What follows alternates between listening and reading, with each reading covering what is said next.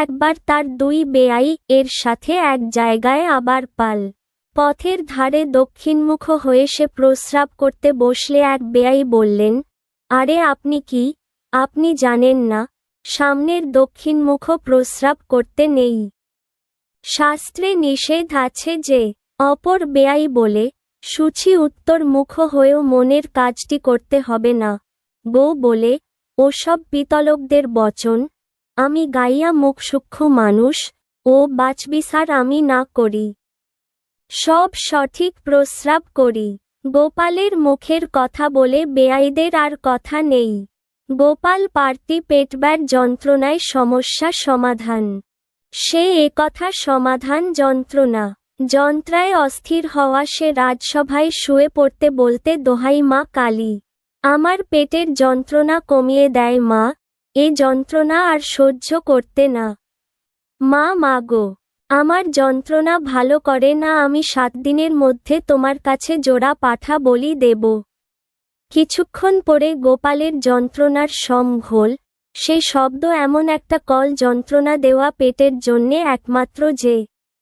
আর মাকির কেরামতি প্রশ্ন, তবে আর মা কালীর কাছে জোড়া পাঠা বলি দিতে কোন দুঃখে?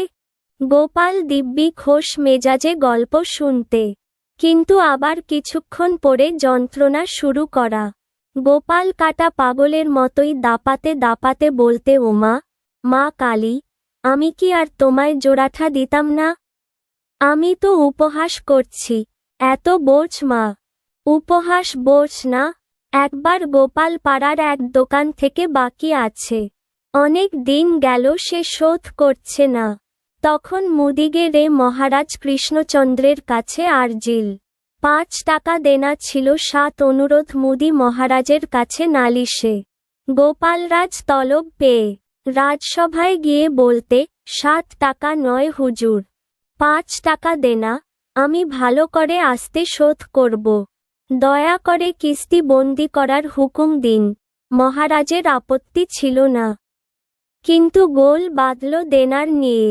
পাওনাদার বলে 7 টাকা, দেনদার বলে 5 টাকা। শেষ মুদির খাতা তলব করা, দেখা গেল খাতা 7 টাকাই দেন দাঁড়ায় বটে। গোপাল খাতার ভুল ভালোভাবে কথা বলতে, হুজুর, এই যে দেখুন কত বড় জোচ্চুরি, যে কদিন ওর ডাল নিয়েছি, সেই কদিনই মুদি আমারক ঘি ও শক্তি আক্রমণ। আমি কোন দিন ওর ডালে ঘি খাই না। আমি গরিব মানুষ, কি ঘি পারি? প্রতিদিন আমাদের কি সম্ভব অরহরের ডাল ঘি আমার পাড়া? মুদি বলে, দেখুন হুজুর, কত বড় মিথ্যে কথা বলে কেউ ঘি না দিয়ে অরহর ডাল রান্না করে নিজের করতে পারে? মহারাজের তাই মনে। মহারাজের নিজের বাড়িতেও যখনই অরহর ডাল রান্না হয়, তখনই রাতের গনক ঘি দেওয়া হয়। নিজেরাই গোপাল নিশ্চয়ই আলোচনা কথা। মহারাজ কৃষ্ণচন্দ্র 7ই ডিক্রির বিপরীতে, কি আর করবে? গোপাল ডিক্রি অনুযায়ী মুদির ডিক্রি শোধের শক্তি হওয়া। গোপালের মুদি কিন্তু ঠকিয়ে টাকা। এ রাগ তার কিছু হবে না। সে এর প্রতিশোধ নেওয়ার জন্য ভাবল। মনে মনে সে ফন্দি আটতে পানে কি করে এই মুদি জব্দ করা যায়। হঠাৎ লড়াই সে একটা চিন্তা বের করে। সেই বছর গোপালের বাড়িতে আখের চাষ খুব ভালো হয়েছিল। সেই কিছু আখের গুড় লোকের দ্বারা তৈরি করি নিল। তারপরে বেশ সেভাবে এমনভাবে আলাপ ব্যবহার করতে শুনতে মুদির সাথে যে মুদির ভুলও সন্দেহ হলো না তাকে জব্দ করার ফান্দি গোপাল করছে। গোপাল তারিখের কথা মুঠোফোনে বলা। সেই কিছু আখের গুড় সস্তায় কিনতে চায়। আলাদা লাভই পাঠাতে হবে। বিশেষ প্রয়োজন।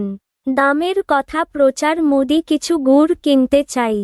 গোপাল গুড় কিনতে রাজি করা যে নগদে ক্রয় করতে হবে। মুদি নগদ টাকা দিয়ে পিপেন গুড় সস্তায় সামাজিক গরুর গাড়ি আনন্দে বাড়ি নিয়ে গেল। কয়েকদিন পিপে সেক্ষেত্রে হাত দিয়ে পড়ে পড়ল। কি সর্বনাশ!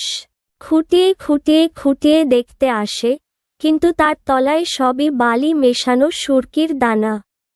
হায় হায় করে মুদি কন্টেইনে আর মনে হলো রাগ হলো। গোড় বিক্রি করে নগদ টাকা পেয়ে ছেলে, মেয়ে, বউ নিয়ে বেশ দিন কয়েক পাল্লায় গেল মনে আনন্দ। মুদি পড়ে অনেক খোঁজাখুঁজি করে গোপালকে বার করে। গুড়ের তলায় বালি সুরকির কথা বলে চোটপাট শুরু করতেই গোপাল বলে, চট কেন মুদি ভাই?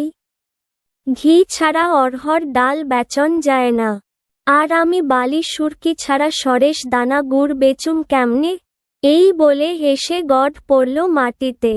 রাজা কৃষ্ণচন্দ্রের দরবারে রাজবৈদ্য পরিবেশ দেওয়া হবে। দেশান্তর থেকে চিকিৎসক যোগ দিতে। গোপালকে রাজা দায়িত্ব গণ। চিকিৎসক নির্বাচনের। গোপাল মালিকে বসলেন মেধা পরীক্ষায়। আপনার চিকিৎসালয়ের আশপাশে ভূতের উপদ্রব আছে?